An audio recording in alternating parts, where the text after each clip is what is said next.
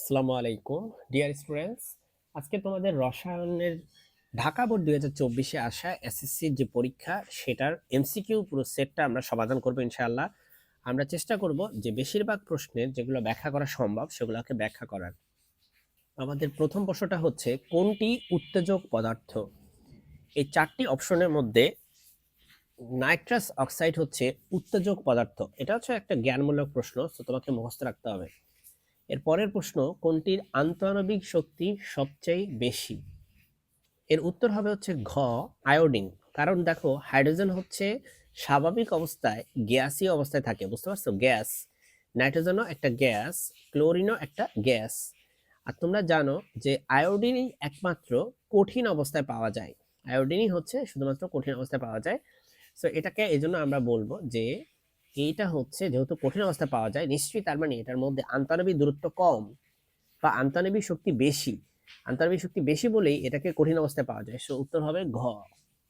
এর পরের প্রশ্ন, টাংস্টেনের প্রতীক কোনটি? এটা তো তোমাকে মুখস্থ রাখতে হবে। টাংস্টেনকে আমরা ডব্লিউ প্রতীক দিয়ে প্রকাশ করি, তোমরা পর্যায় সারণীতে দেখে দিতে পারো। এরপর বলছে, কোনটিতে ইলেকট্রন আগে প্রবেশ করবে? দেখো, ইলেকট্রন কোনটাতে আগে প্রবেশ করবে সেটা ডিপেন্ড করে n+l রুলের উপর, বুঝতে পারছো? যার n+l এর মান কম সেখানে ইলেকট্রন আগে প্রবেশ করে। তো এখানে দেখো, এই 5s এর ক্ষেত্রে n এর মান হচ্ছে 5 আর l এর মান হচ্ছে 0, তাহলে 5 + 0 মানে 5। 5d এর ক্ষেত্রে n এর মান হচ্ছে 5 আর l এর মান এখানে হচ্ছে, দেখো s এর জন্য l এর মান হয় হচ্ছে 0, p এর জন্য হয় হচ্ছে 1 আর d এর জন্য হয় হচ্ছে 2, তাহলে এটা হচ্ছে 7। তারপরে 4f এর জন্য n এর মান হচ্ছে 4 আর f এর জন্য l এর মান হচ্ছে 3, 4 আর 3 যোগ করলে হয় 7। আর এখানে n এর মান হচ্ছে 4 আর p এর জন্য তোমার l এর মান হচ্ছে 1, 4 আর 1 যোগ করলে হয় হচ্ছে 5। তাহলে এই দুইটা তো হওয়ার কোনো সুযোগ নেই, কারণ এটা 7 আর এটাও 7, তাহলে এই দুইটা বড়, এই দুইটা হওয়ার কোনো সুযোগ নেই। কারণ আমরা বলছি n+l এর মান যার কম, তো 5s আর 4p এই দুইটা হচ্ছে 5 5 করে, কিন্তু তাই বলে কি এটাতে যাবে নাকি এটাতে যাবে? এরপরে নিয়ম হচ্ছে, যদি সমান হয়ে যায় তাহলে যার n এর মান কম, ছোট, সেখানে ইলেকট্রন আগে যায়। যেমন এখানে n এর মান হচ্ছে 4, এখানে n এর মান হচ্ছে 5, তার মানে যেহেতু এখানে n এর মান কম তাই ইলেকট্রন আগে 4p তে যাবে। 27 গ্রাম পানিতে কত মোল পানি বিদ্যমান? এই মোল সংখ্যা n = হচ্ছে W/M। এখানে W হচ্ছে 27 গ্রাম আর M হচ্ছে পানির আণবিক ভর। আমরা জানি পানির আণবিক ভর হচ্ছে 18। এখন ডিয়ার স্টুডেন্টস, খেয়াল করো, তুমি যদি 9 দিয়ে এটাকে ভাগ করো তাহলে এটা হবে হচ্ছে 9 দুগুণে 18। 9 দিয়ে এটাকে ভাগ করলে হবে 3 নং 27, তাহলে উপরে 3 নিচে 2, 3/2। আর 3/2 মানে কিন্তু আড়াই, সরি আড়াই না, 1.5, 1.5 আর কি। তো উত্তর হবে হচ্ছে গ। নিচের পর্যায় সারণীর খণ্ডিত অংশ থেকে 6 ও 7 নং প্রশ্ন উত্তর দাও। এখানে আছে অক্সিজেন, এখানে আছে এ, এখানে আছে জি, এখানে আছে ক্লোরিন। আমাকে বলছে যে এখানে এ ও বি প্রতীকী অর্থে ব্যবহৃত কোনো মৌলের প্রতীক নয়। দেখো, এ তো এখানে আছে কিন্তু বি বলে কিছু এখানে আছে নাই, এটা হবে আসলে জি। এ ও জি প্রতীকী অর্থে ব্যবহৃত কোনো প্রচলিত কোনো মৌলের প্রতীক না, তার মানে এই দুইটা প্রচলিত না, এই দুইটা তোমাকে প্রতীকী অর্থে ইউজ করছে। এটা অক্সিজেন, এটা হচ্ছে ক্লোরিন। হুম। কোনটি অধিক তড়িৎ ঋণাত্মক মৌল? কোনটি অধিক তড়িৎ ঋণাত্মক মৌল? দেখো, এটা যদি অক্সিজেন হয় তাহলে, আর এটা যদি ক্লোরিন, ক্লোরিনের উপরে থাকে কি? ক্লোরিনের উপরে থাকে হচ্ছে তোমার ফ্লোরিন, ফ্লোরিন। আর অক্সিজেনের নিচে কে থাকে? অক্সিজেনের নিচে থাকে হচ্ছে সালফার। তার মানে জি বলতে আসলে ফ্লোরিনকে ওরা বোঝাচ্ছে আর এ বলতে ওরা সালফারকে বোঝাচ্ছে। এখন যদি তোমাকে জিজ্ঞেস করা হয় যে কোনটি অধিক তড়িৎ ঋণাত্মক মৌল, তুমি মুখস্থ বলে দিতে পারবা, সেটা হচ্ছে জি মানে ফ্লোরিন। কেন? কারণ ফ্লোরিনে তড়িৎ ঋণাত্মকতার মান হচ্ছে 4.0। এটাই হচ্ছে তড়িৎ ঋণাত্মকতার সর্বোচ্চ মান, এর থেকে আর বেশি মান কারো নাই। বুঝতে পারছো? তো তোমরা এটা মুখস্থ করে ফেলবা। ফ্লোরিন হচ্ছে সবচেয়ে তড়িৎ ঋণাত্মক মৌল। এ, জি ও ক্লোরিন এর মৌলগুলোর ক্ষেত্রে এ মানে হচ্ছে সালফার, জি মানে হচ্ছে ফ্লোরিন, আর একটা হচ্ছে ক্লোরিন। তো সালফার, ফ্লোরিন আর ক্লোরিনের মধ্যে জি এর আকার ছোট। জি মানে ফ্লোরিন। হ্যাঁ, জি এর আকার সবচেয়ে ছোট, কারণ এই সালফার আর ক্লোরিন ওরা যেহেতু পরবর্তী শক্তি স্তরে আছে, তাই ওদের আকার অনেক বড়। তো এটা তো ঠিক আছে, জি মানে ফ্লোরিনের আকার ছোট। তারপরে বলছে এ এর অধাতব ধর্ম বেশি। দেখো এই কথাটা ঠিক নাই, কারণ কি, আমরা জানি পর্যায় সারণীতে যত ডানে যাব তত অধাতব ধর্ম বাড়ে। তাহলে সালফারে কিভাবে অধাতব ধর্ম বেশি হবে? তার থেকে তো বেশি ক্লোরিনের হবে, ফ্লোরিনের হবে। সুতরাং এটা ঠিক নাই। এরপরে বলছে এ অপেক্ষা ক্লোরিনের আয়নীকরণ শক্তি বেশি। এ হচ্ছে সালফার, আর ক্লোরিন হচ্ছে তোমার এর পরে আছে। সো সালফার থেকে ক্লোরিনের আয়নীকরণ শক্তি বেশি, কথাটা সত্য। কারণ যত ডানে যাবা ততই, দেখো সালফারের লাস্টে ইলেকট্রন থাকে হচ্ছে 6টা লাস্ট কক্ষপথে, আর ক্লোরিনের থাকে 7টা।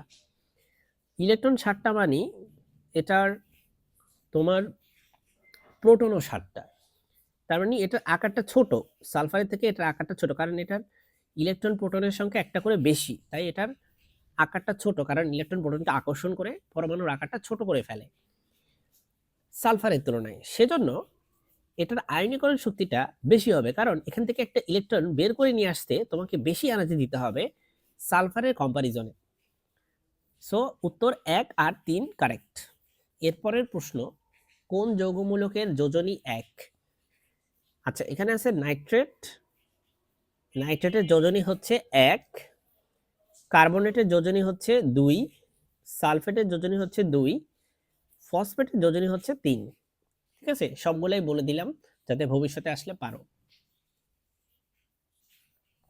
এই বিক্রিয়াটিতে প্রচুর শক্তি, তোমার হচ্ছে এখানে 3টা প্রশ্ন দেওয়া আছে এখান থেকে, তার জন্য দেখো এই বিক্রিয়াটিতে ওয়াই আর এক্স নিয়ে প্রশ্ন করছে। এক্স আর ওয়াই কি সেটা আগে আমাদের জানতে হবে। সো এক্স হচ্ছে যার পারমাণবিক সংখ্যা হচ্ছে 56, অর্থাৎ ব্যারিয়াম, কারণ ব্যারিয়ামের পারমাণবিক সংখ্যা হচ্ছে 56। আর ওয়াই হচ্ছে যার পারমাণবিক সংখ্যা হচ্ছে 36, অর্থাৎ তোমার এটা হচ্ছে ক্রিপ্টন। সো ক্রিপ্টন হচ্ছে কে আর দিয়ে আমরা প্রকাশ করি। এখন ভাই, এই এন হচ্ছে নিউট্রন, এই এন হচ্ছে নিউট্রন, আর ইউ হচ্ছে ইউরেনিয়াম। ইউরেনিয়াম 235টা আইসোটোপ। এটা আমাদেরকে প্রশ্ন করছে যে ওয়াই একটি নিষ্ক্রিয় মৌল, ওয়াই বলতে হচ্ছে ক্রিপ্টন। ইয়েস, আমরা জানি সবাই যে ক্রিপ্টন একটা নিষ্ক্রিয় মৌল। এক্স, দেখো নিষ্ক্রিয় মৌলগুলোর যেই নামগুলো সেগুলো তোমাকে মুখস্থ রাখতে হবে: হিলিয়াম, নিয়ন, আর্গন, ক্রিপ্টন, জেনন, রেডন। এগুলো হচ্ছে সব নিষ্ক্রিয় মৌল, এগুলোর নাম তুমি মুখস্থ রাখবা। এরপর বলছে এক্স 2 নং গ্রুপের মৌল। এটাও সত্য যে ব্যারিয়াম হচ্ছে 2 নম্বর গ্রুপের মৌল। ঠিক আছে, তো এগুলো তো তোমার মুখস্থ। 2 নম্বর গ্রুপের মৌলগুলো হচ্ছে ব্যারিলিয়াম, তারপরে ম্যাগনেসিয়াম, ক্যালসিয়াম, স্ট্রনসিয়াম, তারপরে ব্যারিয়াম, লাস্ট হচ্ছে রেডিয়াম। হ্যাঁ, রেডিয়াম। সো এগুলো তুমি মুখস্থ রাখবা। আচ্ছা, এরপর বলছে নিউক্লিয়ার ফিশন সংঘটিত হয়। এটাও সত্য যে এই বিক্রিয়াটা হচ্ছে নিউক্লিয়ার ফিশন রিঅ্যাকশন, মানে এই ইউরেনিয়ামকে নিউট্রন দ্বারা হিট করলে দেখো 3টা ইউরেনিয়াম তৈরি হচ্ছে। এই 3টা ইউরেনিয়াম আরো 3টা ইউরেনিয়ামকে যদি আঘাত করে, সেখান থেকে আরো 3টা, প্রত্যেকটা নিউট্রনের জন্য আরো 3টা করে নিউট্রন বের হবে। টোটাল 9টা বের হবে। এই 9টা থেকে আরো 3 গুণ বাড়বে, তার মানে 27 গুণ হয়ে 27টা হয়ে যাবে। আর প্রচুর পরিমাণ এনার্জি রিলিজ হয়। এটা হচ্ছে নিউক্লিয়ার ফিশন রিঅ্যাকশন। এই যে রূপপুর পারমাণবিক বিদ্যুৎ কেন্দ্রে আমাদের যেটা এখন তৈরি হচ্ছে, মূলত রেডি হয়ে গেছে প্রায়, জাতীয় গ্রিডে বিদ্যুৎ সেখান থেকে পাওয়া যাবে। সো এটা এখানেও কিন্তু নিউক্লিয়ার ফিশনই হয়। ঠিক আছে, সো এখানে 3টাই কারেক্ট। সো এই কোশ্চেনটা তুমি প্রথমে অ্যান্সার করবা না অবশ্যই, যেহেতু এখানে একটু ঝামেলা আছে, সময় লাগবে। 1 মার্কের একটা কোশ্চেন অ্যান্সার করতে বেশ সময় লাগবে, তাই তুমি পরেরগুলো অ্যান্সার করে লাস্টে সেটা করবা। আর এই প্রশ্নটার উত্তর পারতে হলে তোমাকে একটু পর্যায় সারণী সম্পর্কে ভালো আইডিয়া রাখতে হবে। আসলে কেমিস্ট্রি এমসিকিউ পারতে হলে পর্যায় সারণী ফাতা ফাতা করে ফেলতে হবে। এর পরের প্রশ্ন, মূত্রের পিএইচ কত? মূত্রের পিএইচ এটা তো মুখস্থ রাখতে হবে তোমাকে, এটা হচ্ছে 6। সোডিয়াম থায়োসালফেট যৌগে সালফারের জায়মান কত? সোডিয়াম থায়োসালফেট যৌগে সালফারের জায়মান হচ্ছে +2, সরি জারণ হচ্ছে +2। এগুলো মুখস্থ রাখতে হবে ভাই। কিউপ্রিক ক্লোরাইডের সাথে ক্লোরিন যুক্ত হইলে কিউপ্রাস ক্লোরাইড তৈরি হয়। এটি কোন ধরনের বিক্রিয়া? দেখো এটার সাথে এটা যুক্ত হয়ে তোমার আরেকটা জিনিস তৈরি হচ্ছে, এটাকে আমরা বলি সংযোজন বিক্রিয়া। সংযোজন বিক্রিয়ায় একটা যৌগের সাথে একটা যৌগ যুক্ত হয়ে আরেকটা যৌগ তৈরি করে।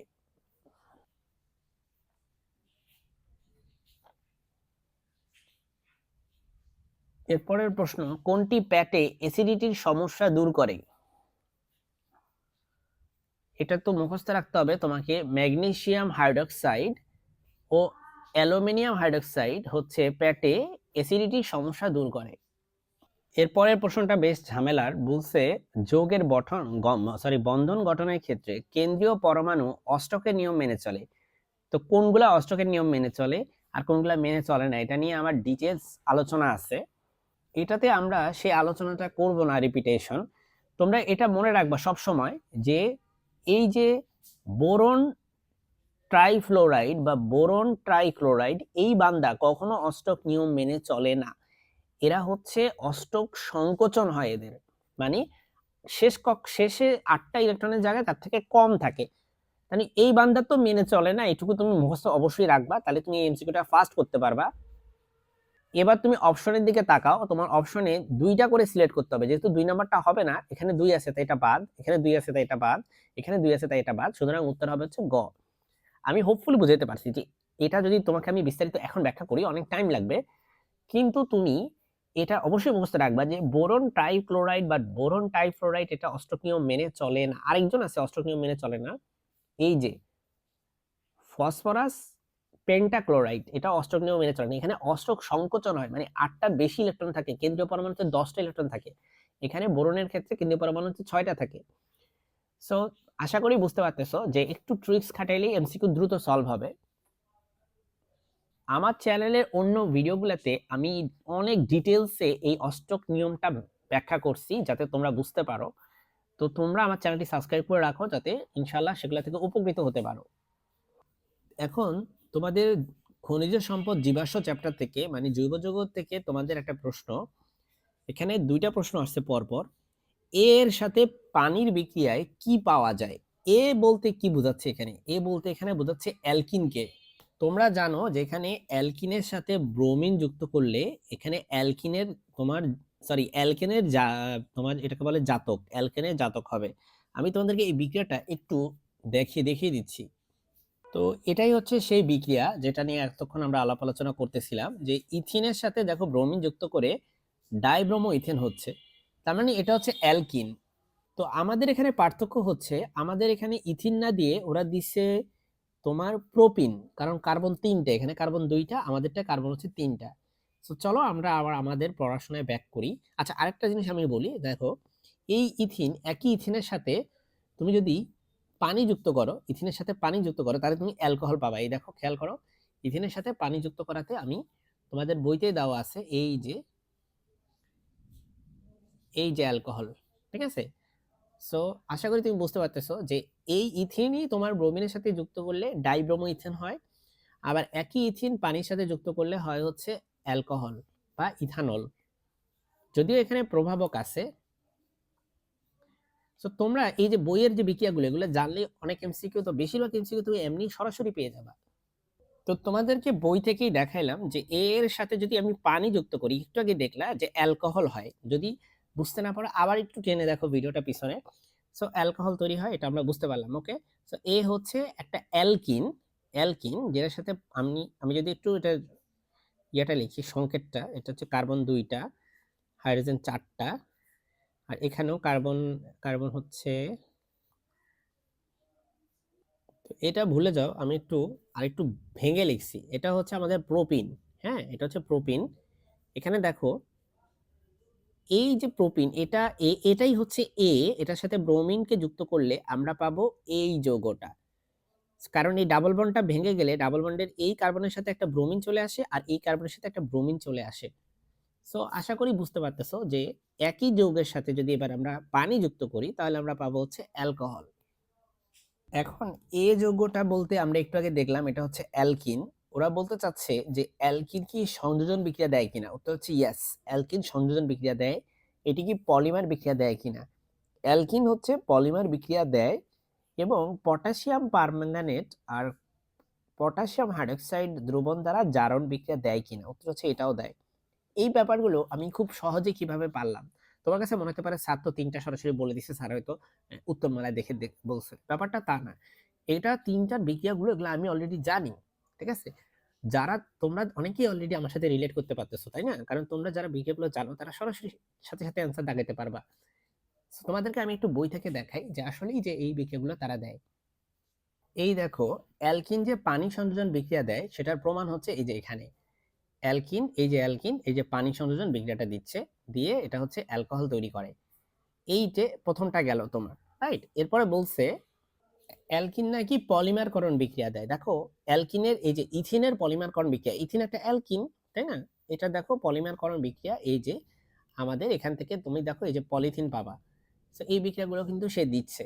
আরেকটা বলছে যে এটা নাকি পটাশিয়াম পারম্যাঙ্গানেট, এই যে পটাশিয়াম পারম্যাঙ্গানেটের সাথে তোমার এই যে পটাশিয়াম পারম্যাঙ্গানেট আর হচ্ছে পটাশিয়াম হাইড্রোক্সাইড মিলে সেটা কিন্তু ইথিলিন গ্লাইকল দিচ্ছে। সো অ্যালকিন কিন্তু এই বিক্রিয়াটাও দেয়। হ্যাঁ, সো এই হচ্ছে ব্যাপার আর কি। অ্যালকিন সব এই ৩টা বিক্রিয়াই যে দেয় এটা আমরা পারি, কারণ পড়াশোনা করলে তুমিও পারবা, কোনো সমস্যা নেই। আর যারা পারো তারা তো পারোই, আলহামদুলিল্লাহ। টয়লেট ক্লিনারের মূল উপাদানে কোন ধাতু থাকে? দেখলা, এই প্রশ্নটা জাস্ট মুখস্থ জানতে হবে তোমাকে, কারণ আমরা সবাই জানি টয়লেট ক্লিনার কিন্তু ইম্পর্টেন্ট টপিক। সো এটা হচ্ছে সোডিয়াম ধাতু থাকবে। উত্তরটা জাস্ট মুখস্থ রাখলেই হবে। কাপড় কাচা সোডাতে কত অণু পানি যুক্ত থাকে? এটাও সেম, এটাও মুখস্থ রাখতে হবে। এই দুইটাই হচ্ছে 12 নম্বর প্রশ্ন অধ্যায় থেকে আসছে। কাপড় কাচা সোডাতে থাকে তোমার 10 অণু পানি, 10 অণু পানি থাকে। সো মুখস্থ রাখতে হবে এগুলো। 10 গ্রাম ক্যালসিয়াম কত গ্রাম অক্সিজেনের সাথে বিক্রিয়া করে? তো এই ধরনের প্রশ্ন পাইলে একটু পরে করবা, সাথে না করে একটু পরে করবা। দেখো ক্যালসিয়ামের সাথে অক্সিজেন বিক্রিয়া করে তৈরি করে কি? Calcium oxide. তাহলে আমরা যদি ব্যালেন্স করি, এখানে 2 দিতে হবে, এখানে 2 দিতে হবে। তাহলে ক্যালসিয়ামের ভর হচ্ছে 20 আর 2 দিয়ে গুণ করলে হবে 40 গ্রাম। আর অক্সিজেনের একটা অক্সিজেন হচ্ছে 16 আর দুইটা অক্সিজেন হচ্ছে 32। তাহলে আমি উপরে লিখি, আমার জায়গা নেই। তাহলে দেখো 40 গ্রাম অক্সিজেন, সরি 40 গ্রাম অক্সিজেন না, লাইক 40 গ্রাম ক্যালসিয়াম। সো তুমি এখন একটা ঐকিক নিয়ম করো। আমি একটা কাজ করি, আমি একটা খাতায় দেখাই তোমাদেরকে। এখানে 40 গ্রাম ক্যালসিয়ামের সাথে 32 গ্রাম অক্সিজেন মিলিত হয়। সো 40 গ্রাম ক্যালসিয়াম তোমার 32 গ্রাম অক্সিজেনের সাথে মিলিত হয়। 1 গ্রাম ক্যালসিয়াম মিলিত হয় 32/40 গ্রাম অক্সিজেনের সাথে, অবশ্যই কম হবে তাই ভাগ। তার মানে 10 গ্রাম ক্যালসিয়াম মিলিত হয় হচ্ছে 32 ইন্টু 40 ইন্টু 10। তার মানে হিসাব করলে আসবে হচ্ছে 4, 4 আটা 32, 8 গ্রাম। হ্যাঁ, 8 গ্রামের, এটা কিন্তু 8 ইংলিশে লেখা। সো এটার উত্তর হবে হচ্ছে গ। হ্যাঁ, 8 গ্রাম। এর পরের প্রশ্ন, কোনটি মৃদু তড়িৎ বিশ্লেষ্য? এটা তো ভাই মুখস্থ রাখতে হবে যে কোনটা তীব্র কোনটা মৃদু। 20 নাম্বারটা হচ্ছে ক, এই যে অ্যাসিটিক অ্যাসিড এটি হচ্ছে মৃদু তড়িৎ বিশ্লেষ্য, অ্যাসিটিক অ্যাসিড বা ইথানোয়িক অ্যাসিড। এর পরের প্রশ্ন একসাথে দুইটা প্রশ্ন উত্তর দিতে হবে। এ হচ্ছে তোমার এই বান্দা, এই বান্দাকে যার, দেখো যার পারমাণবিক সংখ্যা হচ্ছে 19, তার মানে এটা হচ্ছে পটাশিয়াম। পটাশিয়ামের পারমাণবিক সংখ্যা হচ্ছে 19। তা থেকে একটা পজিটিভ হয়েছে কেমনে? কারণ একটা ইলেকট্রন চলে গেছে। বলছে এ এর নিউট্রন সংখ্যা কত? খুব সোজা, নিউট্রন সংখ্যা হচ্ছে ভর সংখ্যা থেকে পারমাণবিক সংখ্যা বাদ দাও, 39 থেকে 19 বাদ দিলে হয় 20। সো এটার উত্তর হবে হচ্ছে গ। এর পরের প্রশ্ন, এ এর শেষ স্তরে ইলেকট্রন সংখ্যা কত? শেষ স্তরে ইলেকট্রন সংখ্যা 8টা হবে, কারণ এখানে ইলেকট্রন এখন আর 18টা আছে, যদি একটা ইলেকট্রন চলে গেছে। সো 18টা থাকলে প্রথম শক্তি স্তরে থাকে এই যে 1s2, দুইটা থাকে, পরেরটাতে থাকে 2s2 2p6, এই যে 2 আর 6 8টা থাকে এর পরেরটায়, এরপরটা থাকে 3s2 3p6, এই যে এখানে আরো 8টা থাকে 3 নম্বর শক্তি স্তরে। এটাই ষোড়শ শক্তি স্তর, মোট 18টা। এর পরের প্রশ্ন, কোনটি মধ্যম মানের সক্রিয় ধাতু? মধ্যম মানের সক্রিয় ধাতু হচ্ছে জিঙ্ক। জিঙ্ক হচ্ছে এই অ্যালুমিনিয়াম হচ্ছে তীব্র, মার্কারি এগুলো হচ্ছে একেবারে নিম্নমানের আর কি। হ্যাঁ, সবচেয়ে কম সক্রিয় ধাতু এরা। তারপরে বলছে কার্বন হাইড্রোজেনের বন্ধন শক্তি কত কিলোজুল পার মোল। এটা তো মুখস্থ, একেবারে মুখস্থ রাখতে হবে। উত্তর হচ্ছে 414, সরি 300 বললে বলতে নিছিলাম, 414 তোমার কিলোজুল পার মোল। লাস্ট প্রশ্ন আজকের, পিতল কপারের সংযুক্তি কত? পিতল আর কপারের সংযুক্তি হচ্ছে 65%। পিতল কপারের সংযুক্তি হচ্ছে 65%। সো এই ছিল আজকের আলোচনা। আশা করি এই ঢাকা বোর্ড 2024-এ আসা এমসিকিউ সেটটি তোমরা সমাধান করে উপকৃত হলা। কারণ আমি এখানে তোমাদেরকে শুধুমাত্র উত্তর বলে দেই নাই, অনেকগুলো প্রশ্নের বিস্তারিত ব্যাখ্যা করছি, যেগুলো যেগুলো সম্ভব হয়েছে বলা সেগুলো। আমার চ্যানেলটি সাবস্ক্রাইব করে রাখবা এরকম ভিডিও পেতে। আসসালামু আলাইকুম।